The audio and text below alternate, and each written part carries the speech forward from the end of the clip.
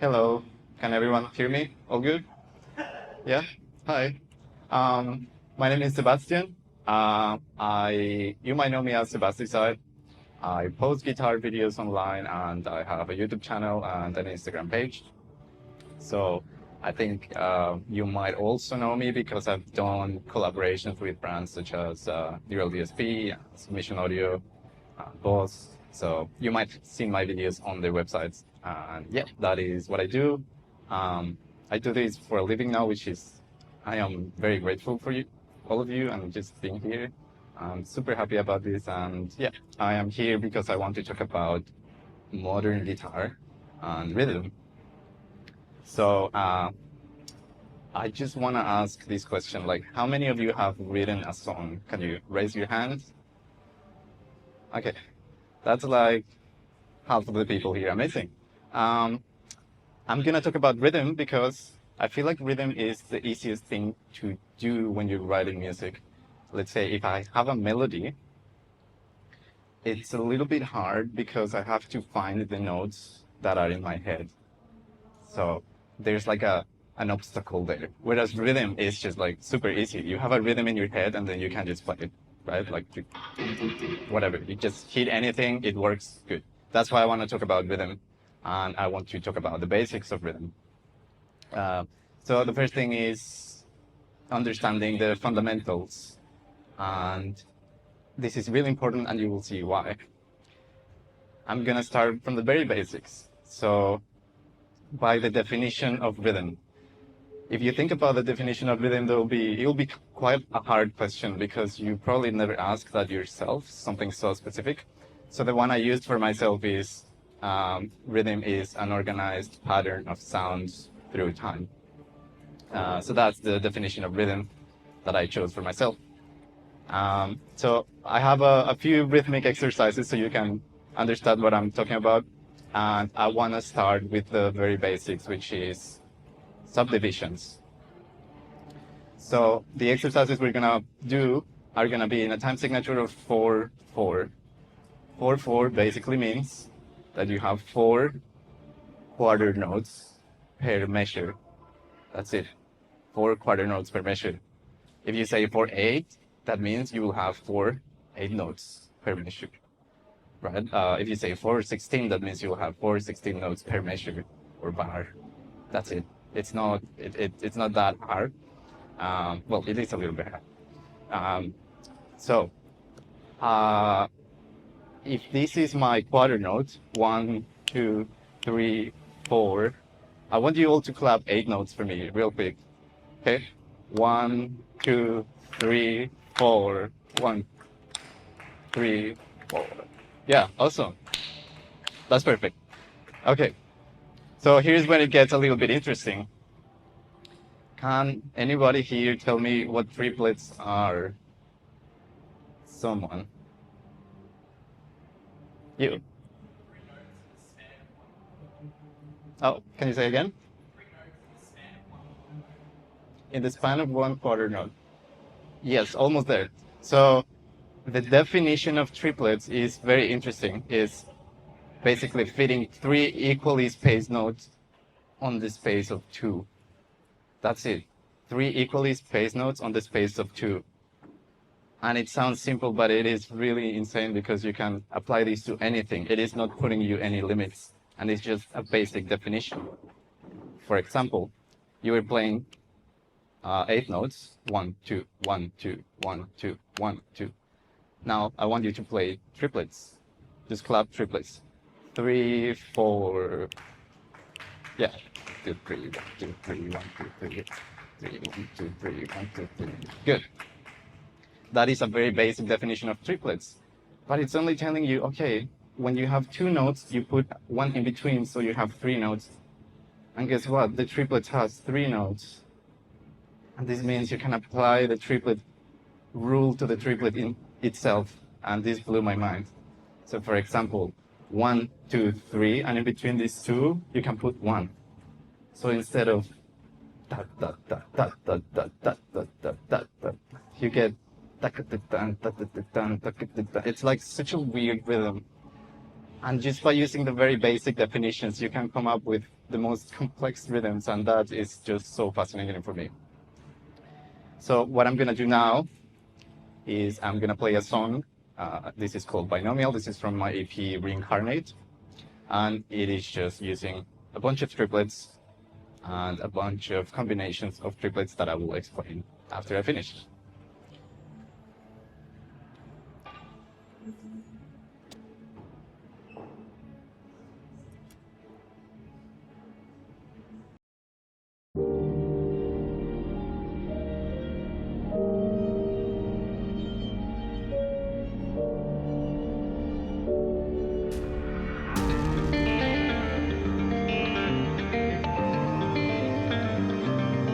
One, two, three, one, two, three, one, two, three, one, two, three, one, two, three, one, two,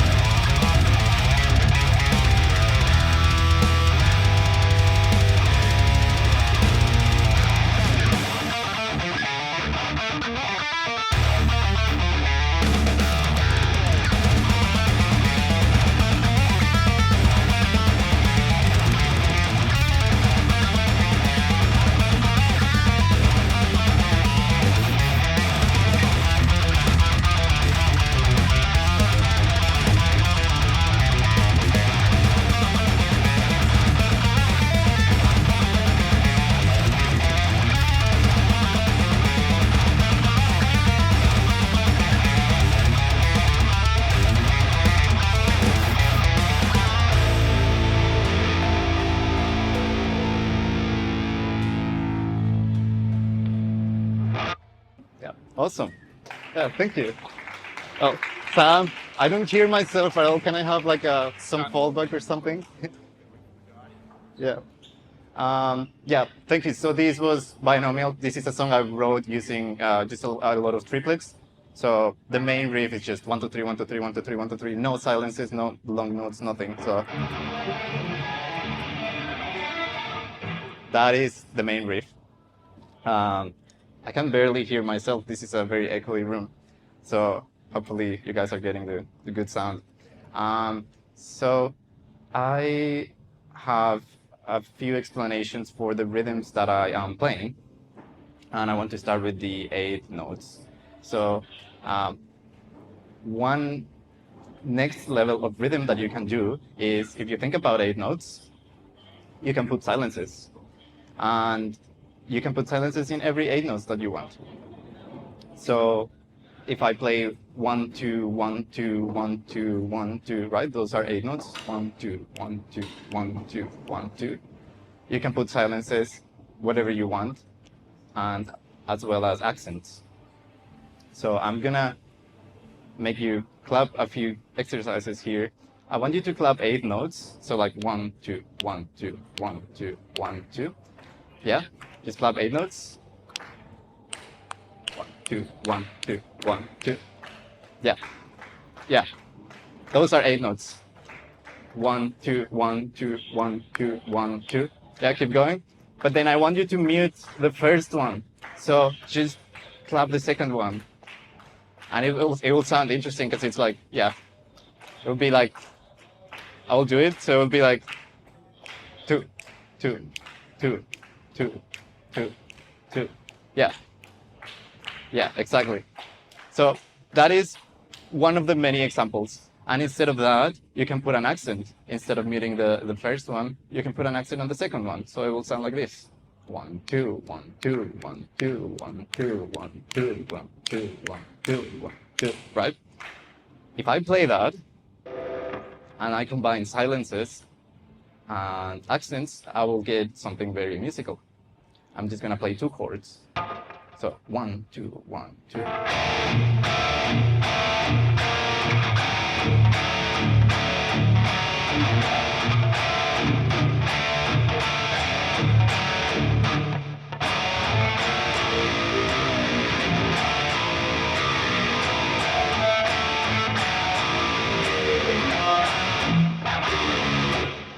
Right? I'm not doing like much. I'm just feeling that 1, 2, 1, 2, 1.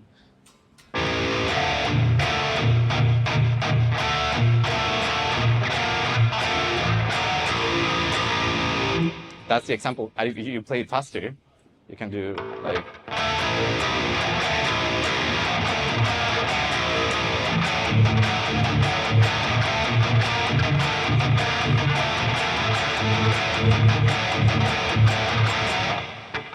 That is the effect you get of putting accents and silences in your rhythm.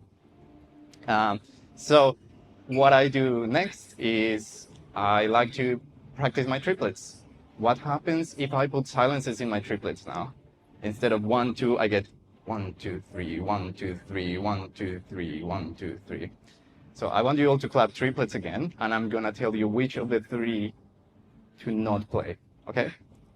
3, 4, 1, 2, 3, 1, 2, 3, 1, 2, 3, 1, 2, 3, 1, 2, 3, 1, 2, 3, 1, 2, 3. Mute the first one. 2, 3, 2, 3, 2, 3, 2, 3, 2, 3. Mute the third one.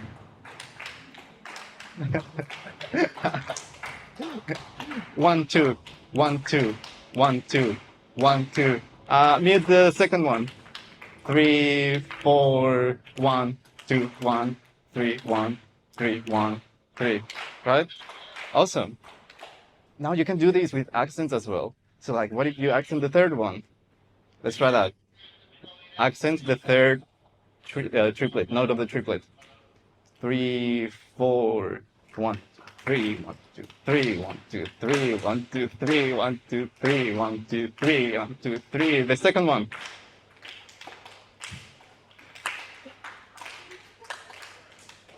1, 2, 3, 1, 2, 3, 1, 2, 3, 1, 2, 3, 1, 2, 3, 1, 2, 3, 1, 2, 3, 1, 2, 3. Awesome. Now, when you have time and you're wondering, oh, how do I practice this? Just go and start thinking, okay, I'm going to play around with silences and accents. I'm going to improvise something using this without my guitar. And I want you to do the same at home once you want to practice this. So the way I would improvise, I would be like, I'll put a tempo, so like 1, 2, 2, 2, 3, 4, da, do, do, dun, 2, 2, 2, da, do, count, 2, 2, da, do, da, do, da, do, da, do, do.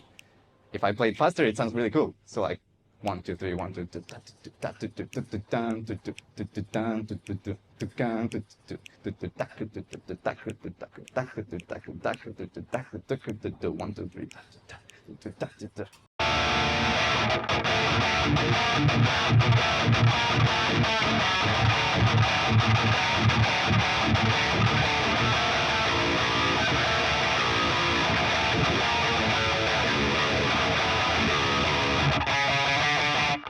Right? You get da da da da da. That is just, obviously I'm playing a few notes, but I'm playing just downpicking really, and a lot of triplets. Now, you can imagine you can do this with any subdivision. You can do quintuplets, you can do 16 notes, triplets, whatever. When you want to really hone one of those subdivisions, think about this. Think about your accents, think about your silences. So I will do these with 16 notes now. I want you to clap 16 notes. 16 notes would be double than 8, which means you will have 4 notes per beat. 1, 2, 3, 4, 1, 2, 3, 4, 1, 2, 3, 4, 1, 2, 3, 4, 1, 2, 3, 4, 1. Let's do it slower. 1, 2, 3, 4, 1, 2, 3, 4, 1, 2, 3, 4, 1, 2, 3, 4, 1, 2, 3, 4, 1, 2, 3, 4, 2, 3, 4.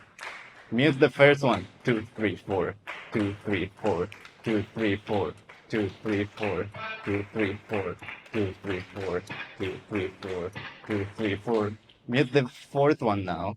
1, 2, 3, 1, 2, 3, 1, 2, 3, 1, 2, 3, 1, 2, 3, 1, 2, 3. Mute the second one. So 1, 3, 4, 1, 3, 4. Right? Yeah, it's amazing. Like I have a lot of fun with this, and if you start improvising with that, and you get like things like 1, 2, 3, 4, 1, 2, 3, 4, 1, 2, 3, 4, taka taka taka dun taka dun taka dun taka dun taka dun taka dun taka dun taka dun taka dun taka dun taka dun.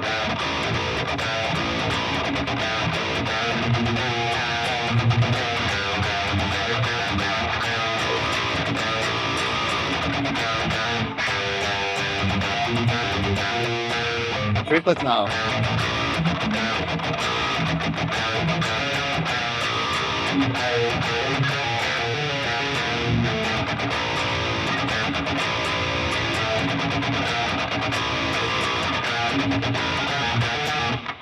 So I was switching between triplets and 16 notes. I wrote a song using 16 notes with one of my friends. His name is Toby Peterson. He plays in Binomial. And I love this song. This just released today, actually. I just posted that. And this song released today on all streaming platforms. So if you want to check it out, it's called -4. And yeah, have fun. Oh, hold on. I need to tune to drop G. So 1 second.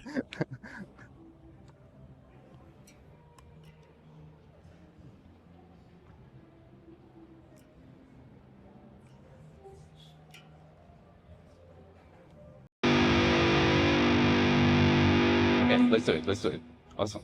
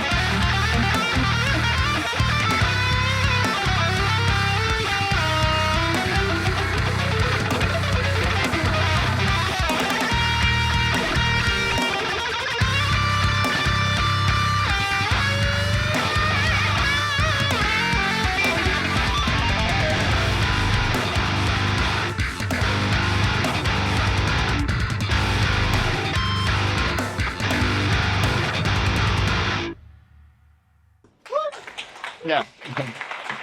Well, thank you. Yeah, so this is just using a lot of 16 notes. It sounds really complicated because of the tempo, because it's super fast. And this is basically 16 notes with a lot of silences. So it would be, if I play it slow, it would sound like da, do, do, do, da, do, do.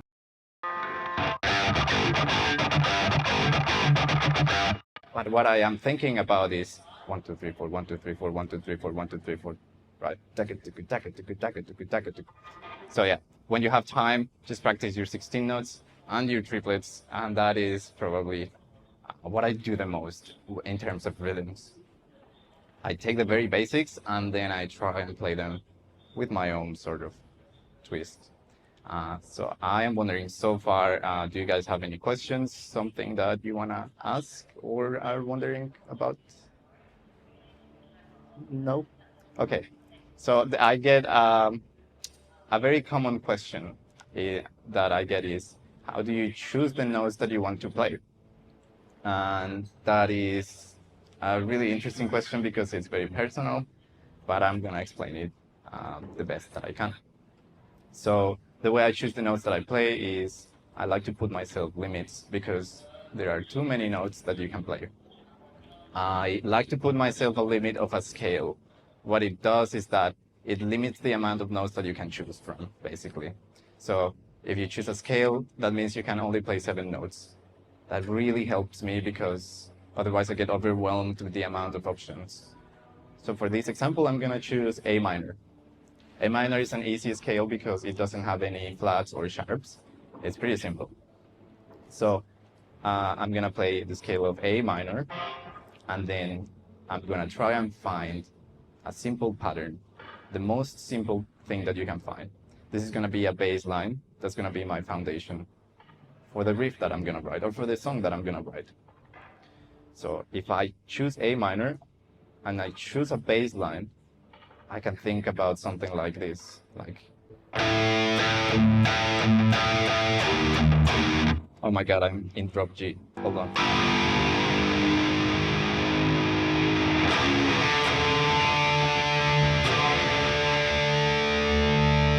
Sorry about that. Okay, so if I choose that,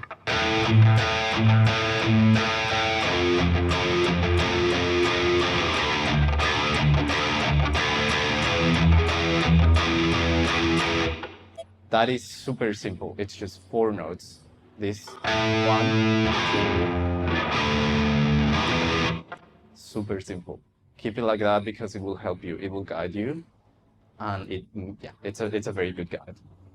What I like to do next is, keep in mind I am always playing notes from A minor, nothing else. And if you want to go ahead and expand on that, you can play the higher octave with your other fingers. I will play the same thing, just 1 octave higher.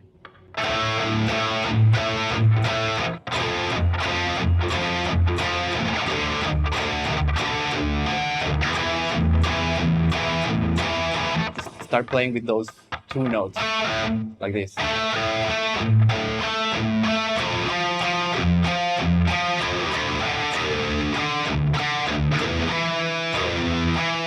Use the rhythm thing.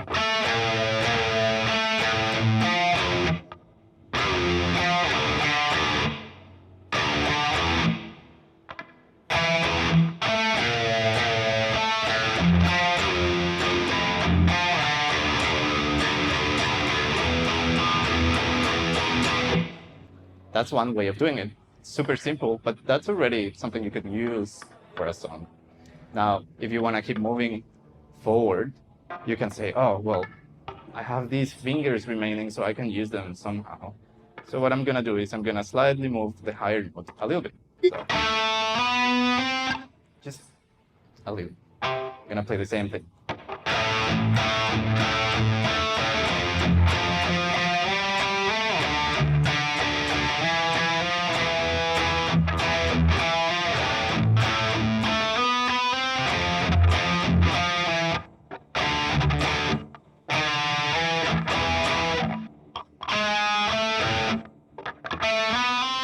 You can move it even more around here. That's the rest of the scale that you can use. So you can do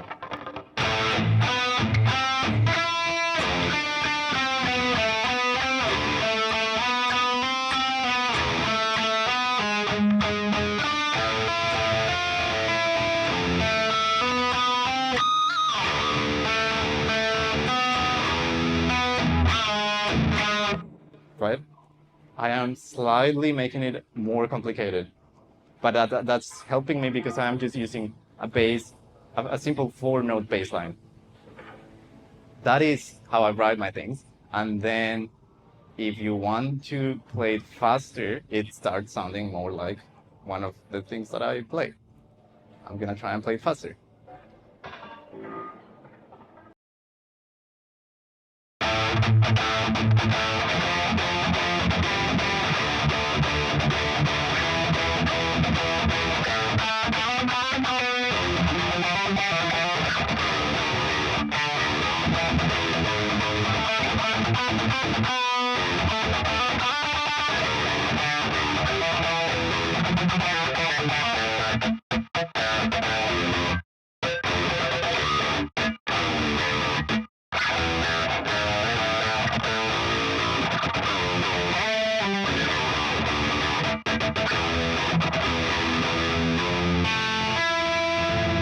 Right? So that's basically the same concept, but just faster. And that's how you get your riff, basically. I have another song that uses this very same thing. It's based more around melodies, but you will see that I chose a deliberate bass pattern for my riff. So this is one of the main riffs.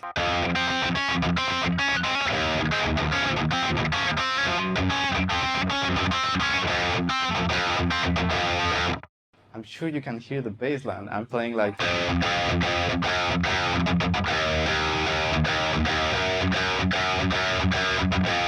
This time it's just 3 notes. But then because I have these 3 fingers available, I can use them, plus my pick. So I have 3 notes, that's it. And I made a whole song using that. So this is called Polynomial. Oh, hold on, I can't hear myself at all. Can I turn this around? No? Please? Okay. I'm gonna... I can't stand here, yeah. Let's do it.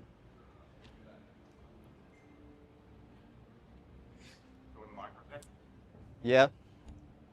Hello, can you hear me? Hi, all good. Oh, this one. Oh, dude, thank you. Oh, awesome. Awesome, let's do it.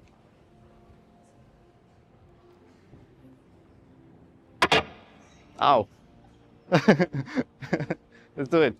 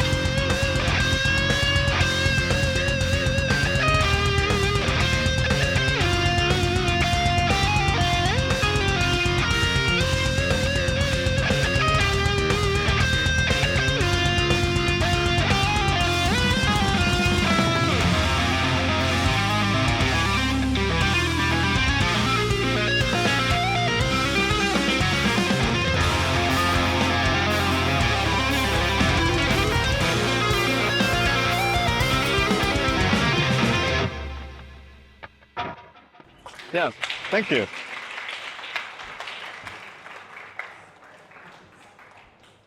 That is, hello.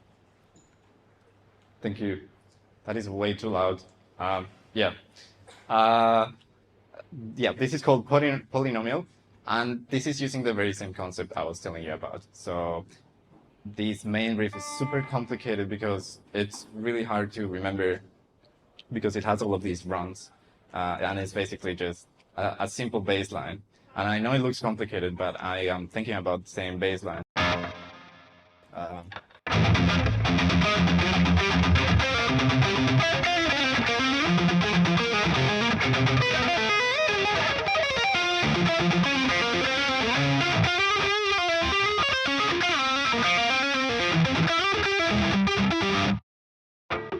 You can probably hear the dun, right?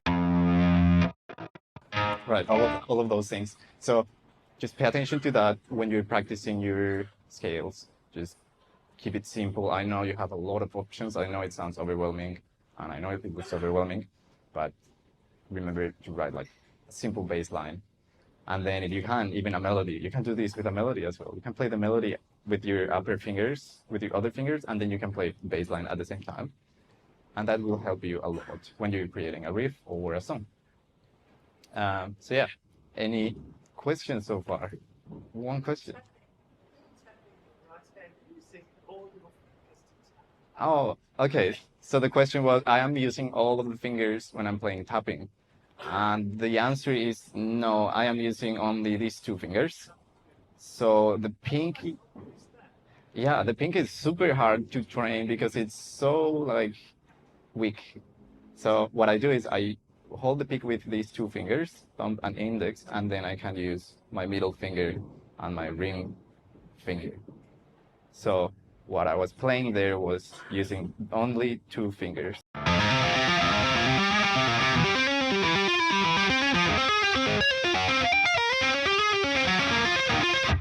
That's just like a bunch of...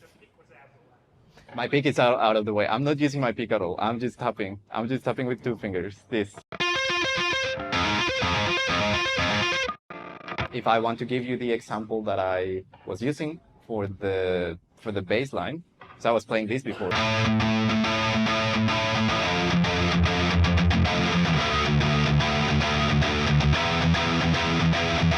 You can use tapping there.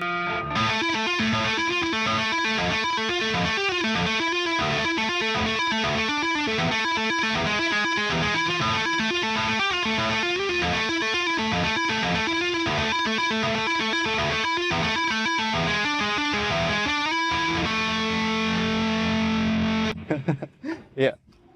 Any other questions about technique, about anything? I know it's a loud room, but anything that you want to ask, I will answer. No, nothing. Oh, well now there's three. Okay, yeah, in the back. Okay, that's a good question. So today I choose 4/4 because it would be simple to explain to everyone. But I do practice a lot of odd time signatures. So for example, you can do like 5/8, for example, which is you would have 5/8 notes per measure. And you can play the same riffs in those odd time signatures. I'm gonna play this very same riff. I'm gonna try at least to play it on 5. So the way you count 5 is 1, 2, 3, 4, 5. 1, 2, 3, 4, 5. You can trick yourself and think that it is 2 plus 3. 1, 2, 3, 1, 2. Sorry, 3 plus 2. 1, 2, 3, 1, 2, 1, 2, 3, 1, 2. Whatever helps you. I do 1, 2, 3, 4, 5. 1, 2, 3, 4, 5.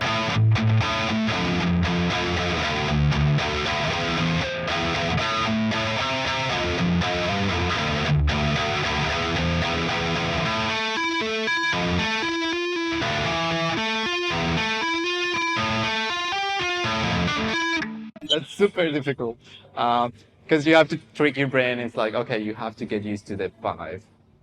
1, 2, 3, 4, 5. 1, 2, 3, 4, 5. 1, 2, 3, 4, 5. 1, 2, 3, 4, 5.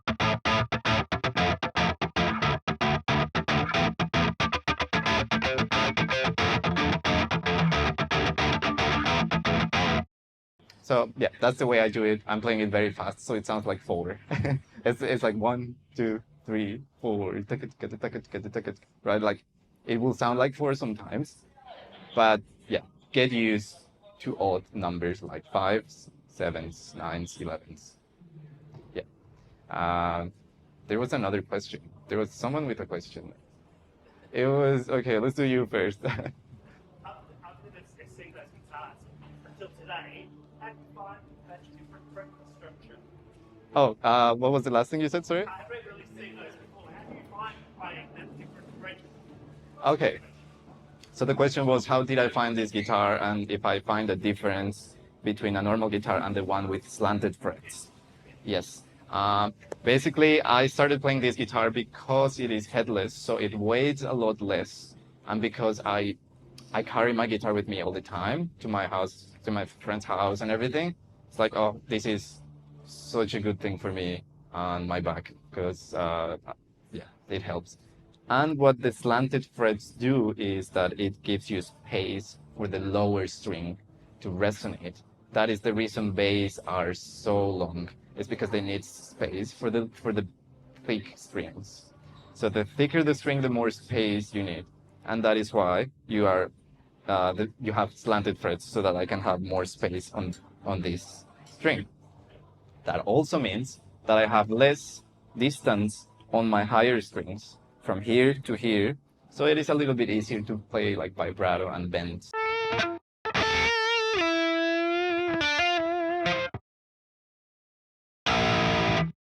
There's a lot of space. Yeah, that's the reason I play headless. Also, this is a Legator guitar. There is Strandberg and there's Ormsby as well here in this convention, so you can check them out. And yeah, had another question. We came a bit late, so sorry for the recent. Yeah, no worries. You do, for example, picking techniques, like that's Oh, yeah. see the application of that. Okay. Let me see if I hear your question right. So you're asking about the technique that I do with my fingers and how do I practice. I'm hearing something weird. Oh, yeah. So the technique you were asking about doesn't really have a name. I call it like hybrid rasgueado because you're playing your pick. And it's basically doing this.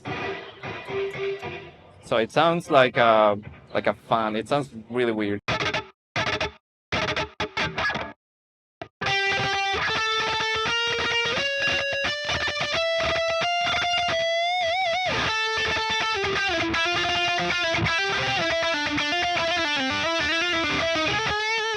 It's like you have an extra 3 downstrokes. The way I practice that is I try my pinky, and then my ring finger, and then my middle finger, and then my pick. Down, down, down, down. Like this.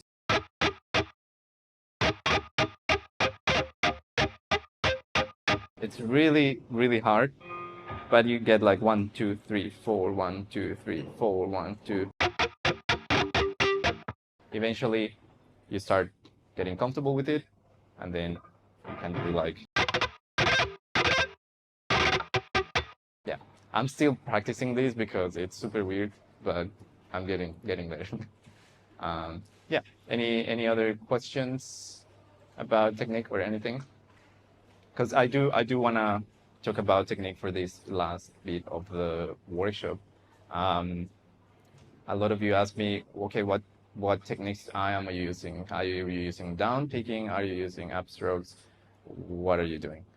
So what I do is I mostly play downstrokes on the lower strings, and I play a lot of upstrokes on the higher strings. This means you will have like almost like a natural motion of your hands just doing this, right? Like down, down, down, up, down, down, down, up, down, down. So it is a little bit easier if you sneak in a tiny downstroke when you're tired. If you play down picking all of the time, you will get tired. So there, like I can't do this forever like this. There's a point that get tired, but if I sneak an upstroke, I can get away with those things. So like.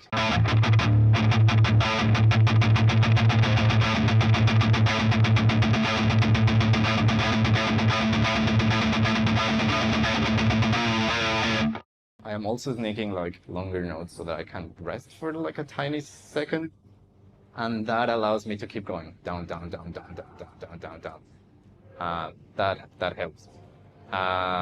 What I do is I sneak those upstrokes on the higher strings.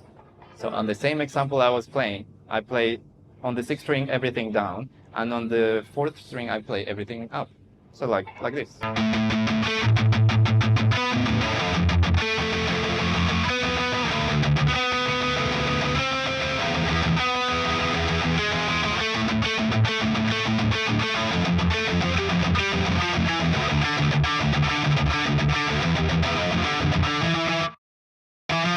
Sometimes I do sneak the downstrokes just because of convenience, but that allows you to play whatever you want and just keep strings a little bit easier.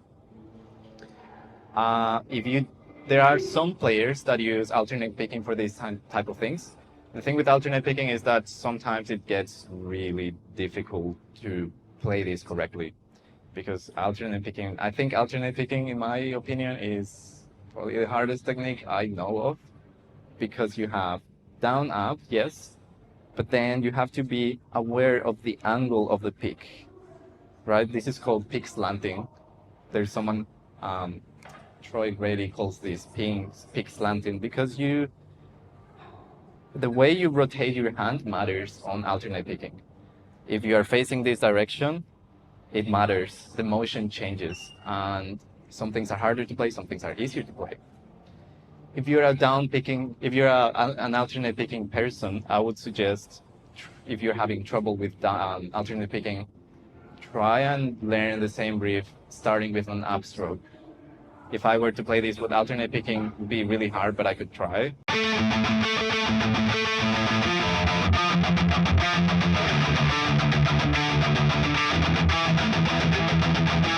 Right? So it's a completely different thing, and you have to be aware of different situations of your hand. So yeah, pay attention to that. If you're having problems with alternate picking, think about, okay, what's the angle? Is it like looking down, or is it looking up? Is it looking to the side or to the other side, right? So all of those things matter, and all of these tiny details change the way you play and make some things harder or easier to play depending on what it is that you're playing. Yeah, so that's it for this section of technique. I was wondering, yeah, you guys have any other things that want to know about technique or theory or rhythm? Oh, yeah, there's a question in the back.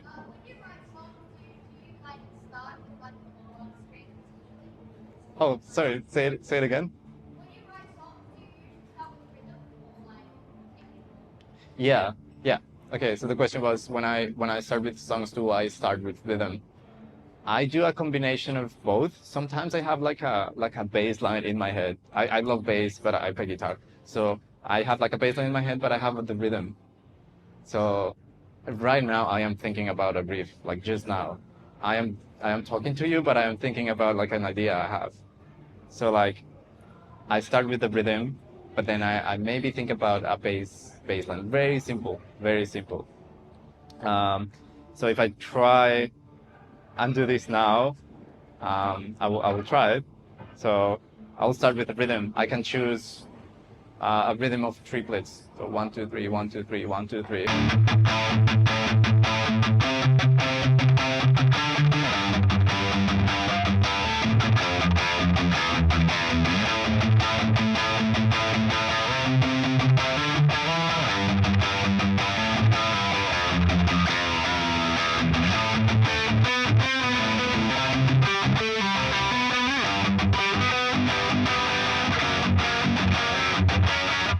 Yeah, so it gives you different results depending on what's in your mind.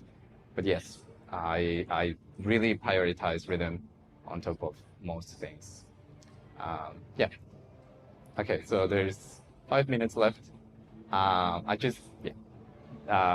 really want to thank all of you for coming here and just listening to me, because there's a lot of things happening over there, and you're choosing coming here, which means a lot to me. And yeah, I am very thankful for that. yeah, that's it for today. I will do more of this in the future, and I will put this on YouTube. So, yeah, thank you so much.